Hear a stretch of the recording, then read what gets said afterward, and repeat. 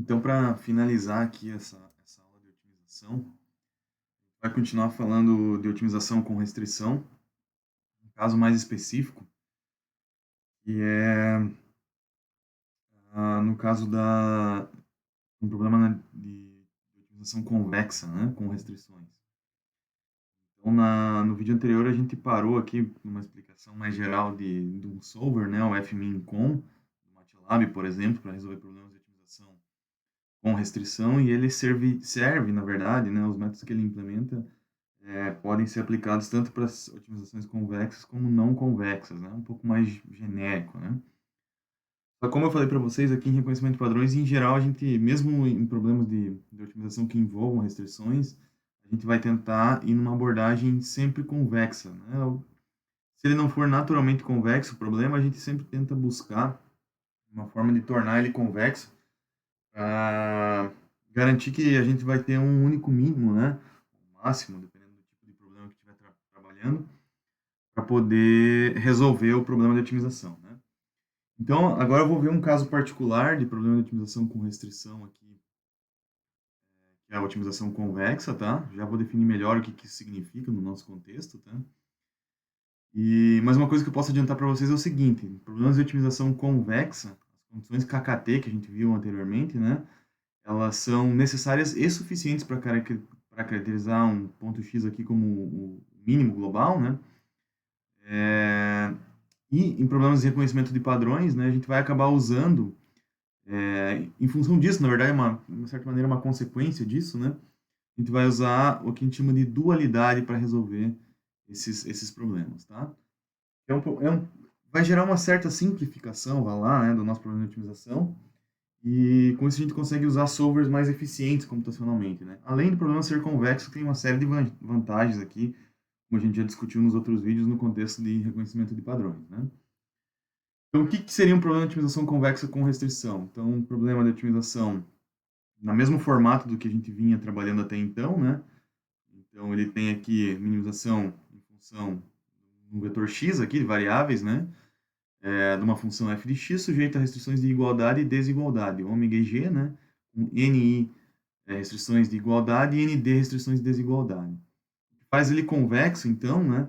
É que ele tem algumas características. A primeira é que a f de x é uma função convexa, essa f de x que a gente procura minimizar aqui, né? Convexa sempre pense naquela simplificação que eu mostrei para vocês lá, né? Onde essa superfície que a gente quer buscar aqui, ela é sempre crescente a partir do ponto de mínimo, né? Esse mínimo é único, né? Nesse problema de otimização convexa. Então, isso é a característica principal de uma função convexa, né? Muito embora não seja a mais formal, né? Mas vai servir para a nossa interpretação aqui. As restrições de igualdade, de desigualdade, perdão, são também funções convexas, ou seja, Gi de x aqui são funções convexas, né? E as restrições de igualdade são funções afins, né? Funções que têm esse formato aqui, a x mais b, né? Então, respeitam esse tipo digamos, de template, né? São essas funções chamadas afins aqui, né?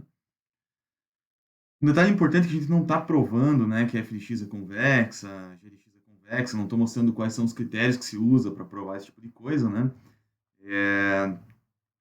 Se você quiser dar mais uma olhada nisso com mais calma, né, existe o curso de Optimization, né, do...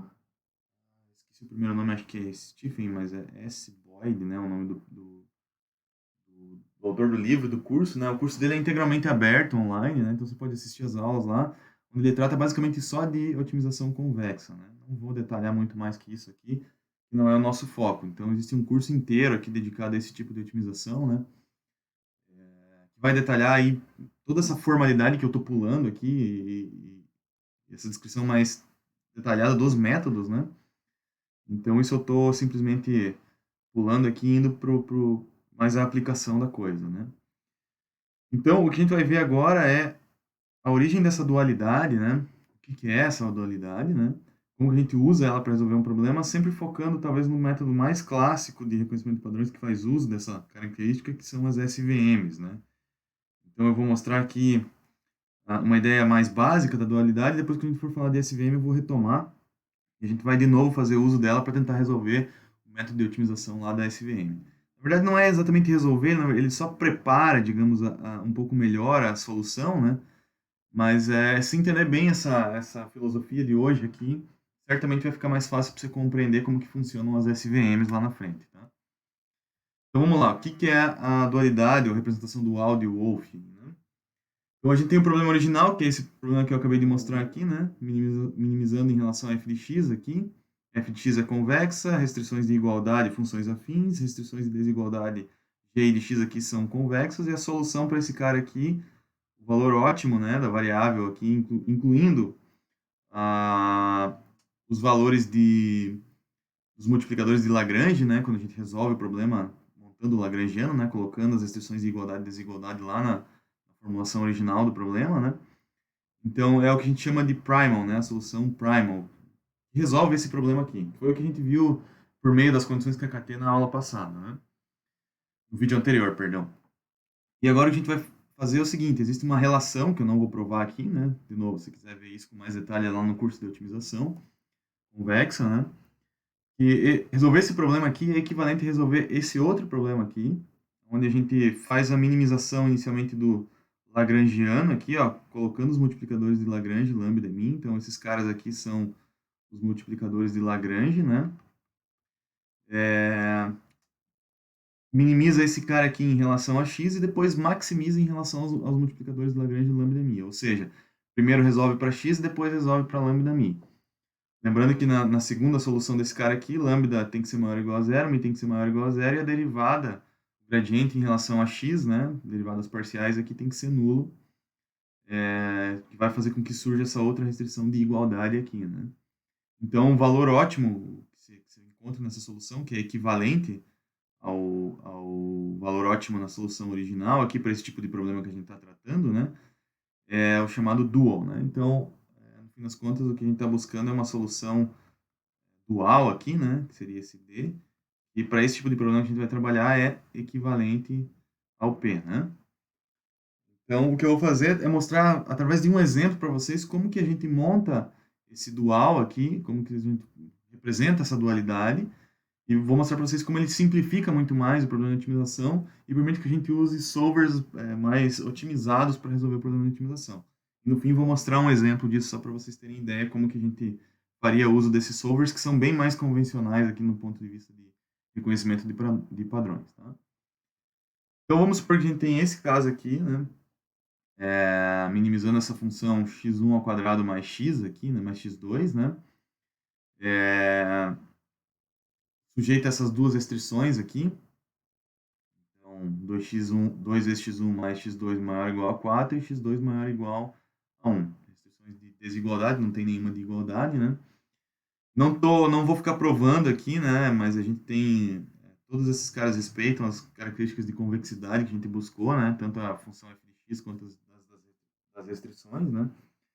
Então, a gente poderia fazer uso desse macete aí da dualidade para tentar simplificar esse problema. Então, a primeira coisa que eu vou fazer é colocar ele na forma padrão, né? Então, deixar menor ou igual a zero aqui, né? Nas duas restrições, e o resto permanece igual, né? Então, eu passei tudo para o lado direito dessa equação, né? Então, fica 4 menos 2x1 menos x2, e 1 menos x2 menor ou igual a zero. Então, o que eu vou fazer? Eu vou fazer uso da dualidade. O que a dualidade diz? A primeira coisa, se a gente for voltar aqui, ó, talvez a mais importante da dualidade, é que a derivada parcial em relação a x tem que ser nula. Para eu poder resolver o problema usando o dual, né? Representação dual de Wolff aqui, né? O primeiro cara que eu vou calcular é esse cara aqui, ó. Vou fazer a derivada parcial dessa função, desse lagrangiano, né? Vou montar o lagrangiano, derivar em relação a x1 e x2 e igualar a zero. Então, tá aqui o lagrangiano, então o alfa1 e alfa2 aqui são os multiplicadores de Lagrange, tá? Então, só para deixar claro isso, que a gente está usando uma outra letra aqui, né? Não é o lambda e o mi, mas tudo bem, né? Pode usar a variável que a gente quiser. Então, montei o lagrangiano, coloquei as duas restrições de desigualdade aqui junto, né? E tive que acrescentar, então, os multiplicadores de Lagrange para poder montar esse formato aqui, né? Eu vou derivar esses caras aqui em relação a x1 e x2, primeira coisa, né? Derivada em relação a x1, então, Esse primeiro termo que está aqui vai ser 2x1, esse não vai ter nada, e aqui menos 2x1, alfa 1 vai ser menos 2 alfa 1. Não tem mais nada em relação ao x1, beleza, né? Então, vou ficar 2x1 menos 2 alfa 1 igual a 0. Vou ter minha primeira relação aqui, que o x1 é igual ao alfa 1 na representação dual. Já me ajuda a simplificar algumas coisas, né?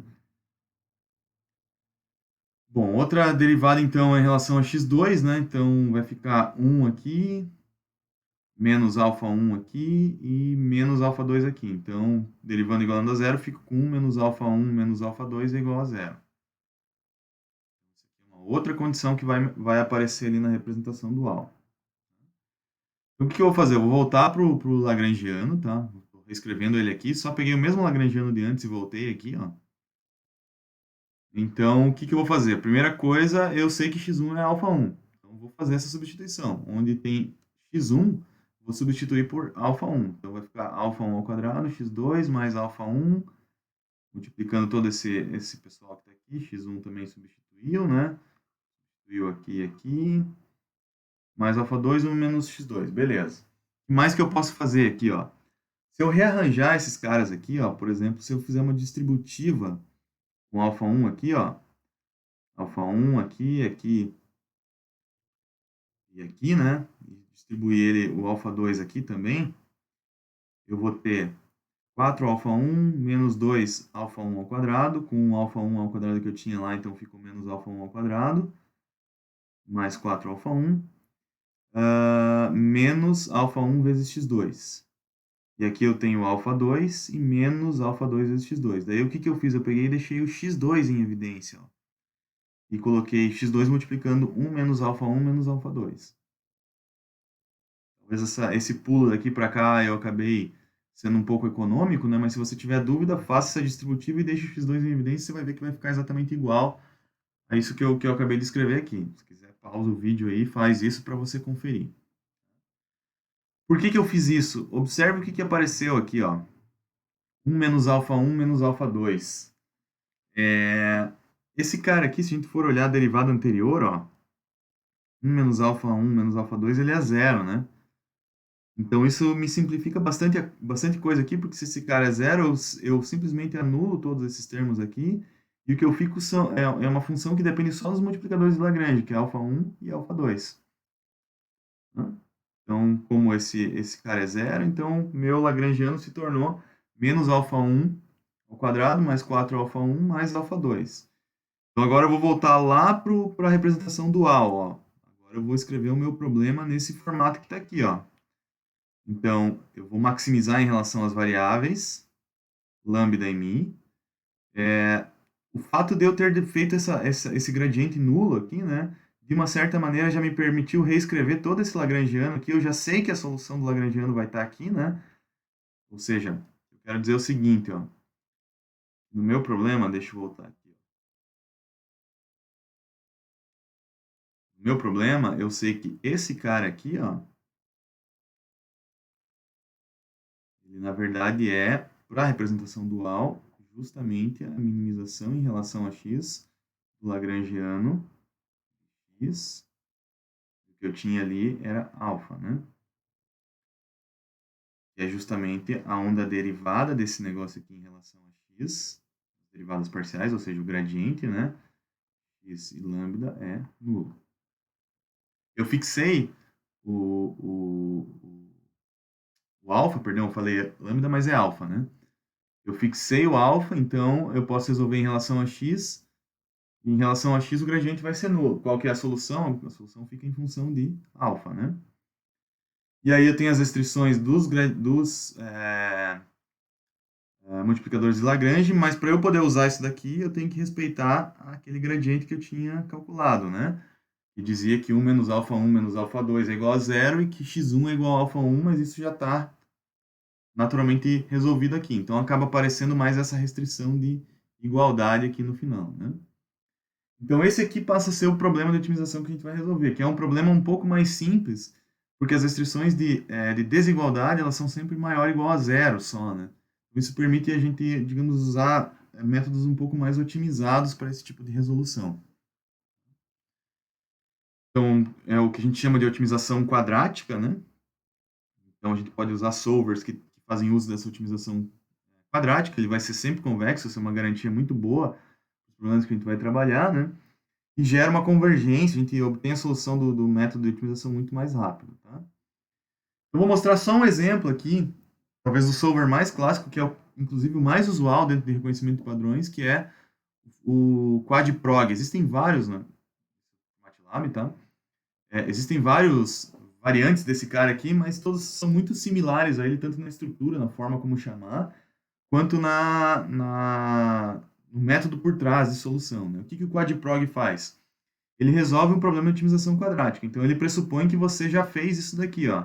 Que você já montou o dual dele, e o que você vai resolver é esse problema que está aqui. Então, ele é quase igual à otimização, o fmin com, que a gente viu no vídeo anterior, mas ele é voltado para esse tipo de otimização quadrática aqui, né? Então, ele acaba sendo muito mais eficiente e muito mais rápido, né? Para esse tipo de otimização que a gente está buscando aqui.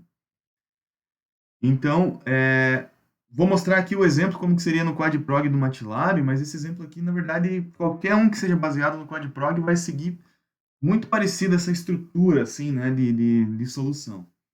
Então, o que, que ele tem lá? Vamos supor que a gente quer resolver um problema de otimização, a função que a gente quer, a função convexa que a gente tem, ou seja, o dual é esse cara aqui, né, meio de x1 ao quadrado. Veja, eu já estou pressupondo que esse aqui é o dual, tá? Opa, esse aqui é o dual. Nem vou perder tempo escrevendo dual aqui, já estou imaginando que essa aqui é a representação dual. E daqui em diante eu vou tentar usar o quadprog para resolver o meu problema. Vou mostrar para vocês como que eu monto o problema no quadprog e como que eu chamaria a função para resolver esse tipo de otimização. Então, meio de x1 ao quadrado mais x2 ao quadrado, tal. Essa aqui é a função, né, que eu quero otimizar, sujeita a essas restrições de desigualdade que ele tem aqui. Então, ele acaba, na verdade, sendo um pouquinho mais complicado do que eu mostrei para vocês antes, né, porque o acaba tendo essas restrições de desigualdade, mas como eu falei, isso aqui é um problema genérico, estou pressupondo que é como se esse cara fosse o dual do que a gente quer resolver. Tá? Por quê? Porque se o problema, na verdade, ele for otimização quadrática, né, onde tudo é convexo, né, garantidamente convexo, e ele tem poucas restrições de desigualdade, na verdade, né, no fim das contas, o que eu quero dizer é que quase daria na mesma de usar o fmin com ou o quadprog, mas enfim, quero só mostrar para vocês como que a gente chamaria o quadprog, então por isso que eu estou montando ele com essa cara aqui, né? Então, o que, que você tem que fazer? Primeira coisa é escrever tudo isso numa notação matricial. Isso aqui é bem recorrente nesses solvers, tá? Você tem que tentar pegar essa função que está aqui. A primeira coisa é escrever ela com essa notação matricial, que ela vai ter sempre esse formato. X são as variáveis, x1, x2. H é uma matriz que você tem que determinar e F é uma matriz de valores constantes aqui que você também tem que determinar. De tal maneira que quando você montar ele nesse formato de meio x transposto hx mais f transposto de x, ele tem que reconstruir a função. Sempre. Isso aqui sempre você vai ter que buscar uma forma de escrever. O que, que significa? Significa que você tem que achar quem é o h e quem é o f para o teu problema. Conhecendo o teu vetor de variáveis aqui, que é tão grande quanto o número de variáveis que tem o teu problema. Tá? Então, o que você tem que fazer? Você tem que tentar achar uma forma de fazer essa escrita, né? Veja, se eu pegar e colocar isso em termos matriciais aqui, ó, eu tenho meio de x transposto, que é x1, x2, h, que é 1, menos 1 e 2. Estou só mostrando como que é, só para vocês entenderem o resultado e depois, se for o caso, pensar em como que vocês construiriam, né? Aí tem um vetor x1, x2 aqui, né? Agora o x não é transposto, é esse cara aqui, mais f transposto, vai ficar menos 2, menos 6, vezes x não transposto, que é x1, x2. Olha só, se eu multiplicar esse vetor por essa matriz, eu vou ter x1 menos x2, então vai ficar, então esse cara aqui é um vetor de 1 por 2, né? Essa matriz é 2 por 2. Então eu vou ter no resultado disso aqui, um cara que é 1 por 2, né? Então vai ficar meio. x1 menos x2 para a primeira posição, e para a segunda posição, menos x1 mais 2x2.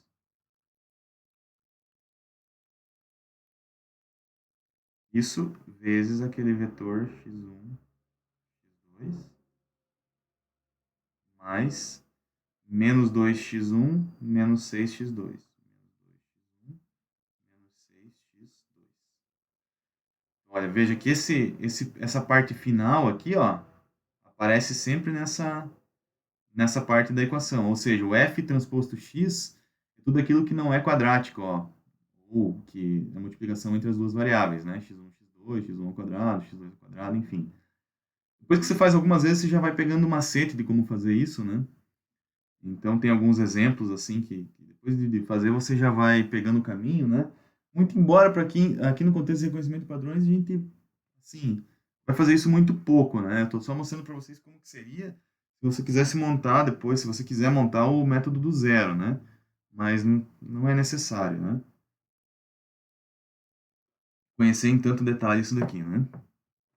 Agora, se você fizer essa multiplicação que está aqui, ó, vai ser x1 menos x2 vezes x1. Daí vai dar x1 ao quadrado, né? O meio que tá aqui.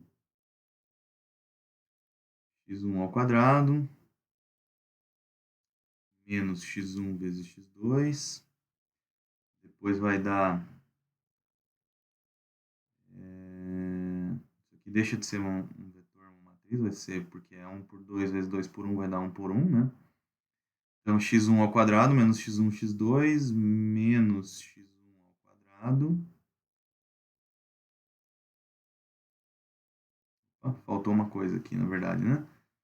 Faltou x1 ao quadrado menos x2, isso aqui vezes x1, mas faltou multiplicar por x2, né? Que vai ser x1, x2 mais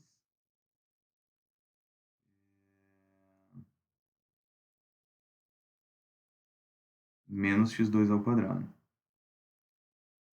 Enfim, aí você vai fazer a multiplicação desse outro cara aqui, né? Deixa eu só conferir se não fiz nenhuma bobagem. x1 ao quadrado. Ah, não, estava certo o que eu estava fazendo, né? Perdão. Então, errei duas vezes aqui, né? Então, é x1 menos x2 vezes x1, que está aqui, e menos x1 mais 2x2 vezes x2. Então, esse cara aqui vai ser menos x1 ao quadrado, menos x1 vezes x2, mais 2x2 ao quadrado. E o resto continua igual, né? Aí, se você somar tudo isso aqui, vai ficar x1 ao quadrado vezes meio, menos 2x1 vezes x2 dividido por 2 vai dar menos x1, x2, que é o que está aqui, né? Mais 2x2 ao quadrado dividido por 2 vai dar x2 ao quadrado. Então, eu reconstruí, na verdade, essa parte quadrática, né? Então, essa parte do meio x transposto hx é sempre o que é quadrático aqui, né? E o que é só função de uma variável vai estar nesse f transposto vezes x aqui, né? Enfim, depois você pode conferir com mais calma, né? O que eu estou só mostrando para vocês é como que você, com essa notação matricial, reescreve aquela função que está lá no começo, né? E por que você tem que fazer isso? Porque toda vez que você for chamar o solver, na verdade, você vai precisar, junto com essa notação matricial, representar as restrições de igualdade e desigualdade, e aí definir esse conjunto de variáveis para daí chamar a função. E o que ele vai pedir para você? A matriz H, a matriz F e as matrizes de restrições de igualdade e desigualdade. Então, aqui, ó, de desigualdade a gente tem x1 mais x2 menor ou igual a 2, menos x1 mais 2x2 menor ou igual a 2, 2x1 mais x2 menor ou igual a 3, e esses caras têm que ser maior ou igual a 0. Então, também tem essa restrição aqui do lower bound e upper bound aqui de x, né? Que é essa última linha que está aqui, ó. Então, aí tem que montar essa matriz A, que é a matriz de restrições de desigualdade, né? Então, essa matriz A é 1, 1, menos 1, 2, 2 e 1, que são justamente esses coeficientes que estão aqui, né? 1, 1, menos 1, 2, 2 e 1. A matriz B, o vetor B, que são as desigualdades do lado direito aqui, 2, 2 e 3, né? E a gente só tem lower bound, a gente não tem upper bound para x, né? Porque ele é só maior ou igual a 0, então o lower bound é só um vetor de zeros. Então, quando você monta esse cara aqui, somado às opções que você vai passar para o solver lá, né? Que tipo de método que você quer que ele resolva e tal. Não estou detalhando muito isso aqui, né? Estou dizendo que é o quadprog, né? Aí você vai chamar o quadprog, que é a função lá no MATLAB, com H, F, A, B, outras coisas que a gente não tem aqui, que você pode depois checar no help lá, né? Lower bound, upper bound, enfim. Só mostrando para vocês, então, como que a gente monta essas matrizes aqui, né? Para daí poder chamar o solver, né? Que é o que a gente vai fazer depois quando a gente for ver os nossos métodos em reconhecimento de padrões, né? Então, assim, o que eu mostrei para vocês aqui, né? Eu só dei uma geral em alguns métodos de otimização, já faço um review de todos eles aqui. Como que a gente monta essas funções para chamar o solver, né? Para chamar cada um dos solvers, que é até onde a gente vai aqui na disciplina de reconhecimento de padrões. A gente não vai detalhar como cada um desses métodos funcionam, porque isso é um problema de otimização mais do que reconhecimento de padrões, né? Se tem interesse nisso, você tem que buscar um curso com essa ótica, né, de otimização. E o que a gente vai fazer aqui é mais chamar esses solvers mesmo, né? Então, como a gente chama esses solvers, eu sempre me preocupo em mostrar até aí, né, como montar essas variáveis, porque daí, dali em diante, eu acho que você consegue se virar por conta, né? Então, assim, de maneira geral, o que a gente falou aqui nessas aulas de otimização? A gente começou falando das condições de otimalidade, né? Condição de primeira ordem, que o gradiente tem que ser nulo, condição de segunda ordem, que para ser um ponto de mínimo, máximo, ou um ponto lá de cela, né? A gente tem que olhar os autovalores da matriz hessiana, né? São positivos, ponto de mínimo, se são negativos, ponto de máximo. Se tem valor positivo e negativo, ele pode ser um ponto de cela, né? Então, na verdade, é um ponto de cela, né?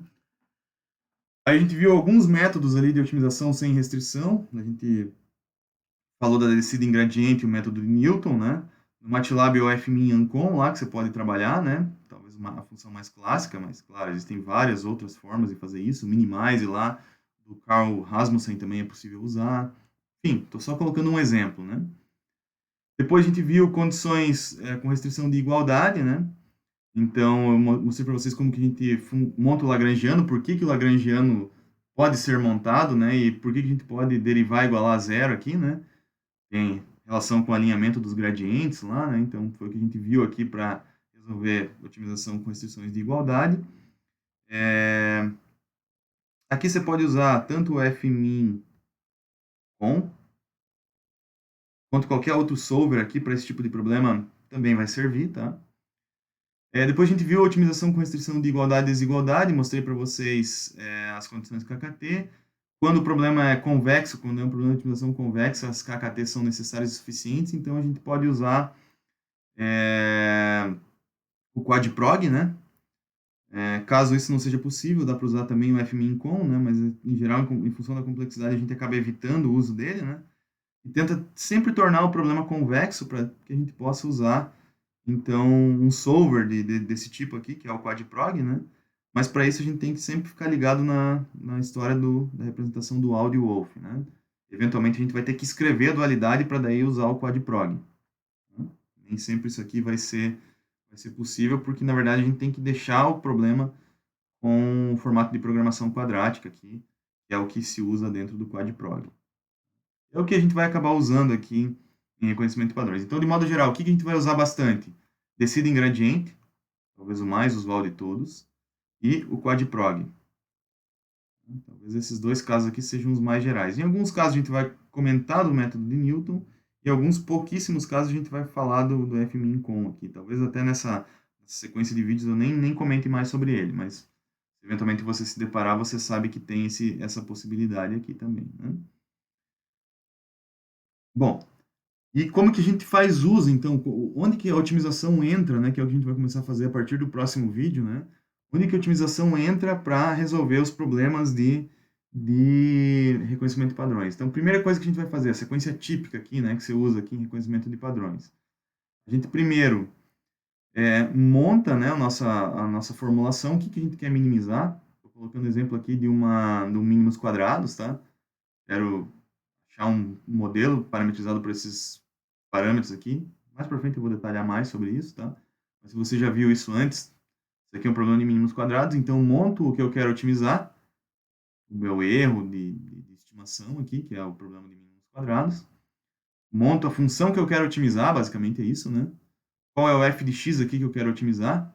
Erro de classificação, mínimos quadrados, clustering, regressão, enfim, a gente vai ver vários casos aqui, vários f de x, a gente vai procurar minimizar, que pode ou não ter restrição, né?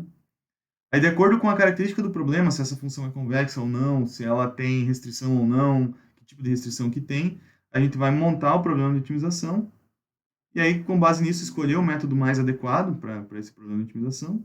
Se der para derivar igual a zero, ótimo, né? Essa aqui é a solução clássica do mínimos quadrados, a gente vai ver ela mais adiante, né?